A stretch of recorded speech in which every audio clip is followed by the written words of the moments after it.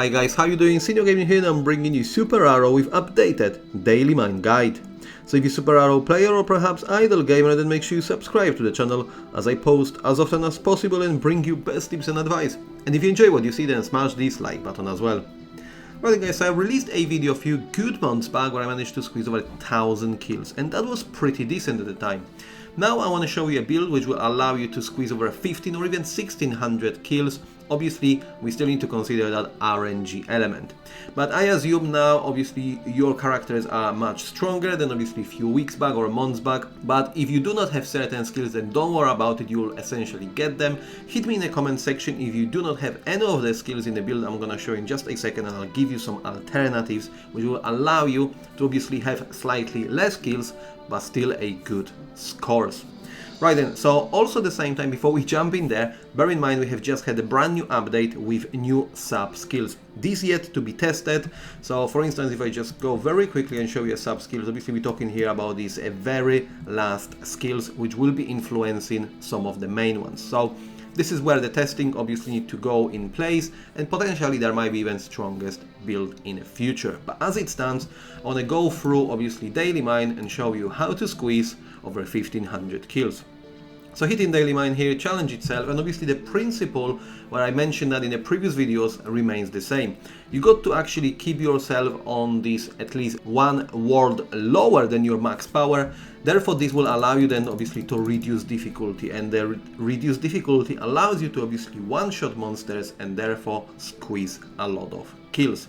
So obviously Daily Mine will, as you see with the rewards itself, will still drop you a lot of great rewards, but the main one we always going to be focused on is going to be this hyper stone, so 25% chance of getting it. And whilst you actually there grinding in order to get these hyper stones, you want to get everything else to a maximum amount wherever possible. So that makes obviously perfect sense. So now without further ado, we're gonna tap on challenge, and that's what you're gonna see when it comes to skills itself. We're gonna run here only on the 3 main skills. So the basic attack is obviously foundation to cast ballistas. We got here double shot, which is end game skill, as well as a rapid barrage and a cluster bomb. This is a mandatory skill, and this is gonna be a foundation of this build. Then obviously lightning arrow will be then associated with all the multi-projectiles. You're gonna go with as strong projectiles as possible. We're gonna increase here arrow range and then also shoot them horizontal. And then finally, maneuvering attack is to have a little bit more mobility on the map itself. And as you see, we got here a little bit more of area coverage, increased attack speed, and then we got 3 smite skills. But the main principle with this very build is to place ballistas in a strategic places. So obviously in comparison to few other dungeons, you got actually influence to move your character around on the map, rather than you got actually no control over and the character goes wherever it wants. So in here, strategy will be to go pretty much up and down and try to cast ballistas in the best possible places. And this way, you'll be able to squeeze 1500 plus kills. Alright then, so without further ado, obviously let's see that in action. So let's just head over here. So basically, as you see, we casted 2 ballistas already. All you want to do is actually not cast any other skills and not allow your character to go left or right, and just pretty much go in a line. Even if you can, go in a straight line. Then again, coming back, obviously we had another spawn just to cast your ballistas. Bear in mind, these skills, all this build itself, will actually cover most of the map anyway. So all you need to do is just ensure you don't cast these ballistas at the edge of the map too much, and they are pretty much allowing you to clear as much content as possible.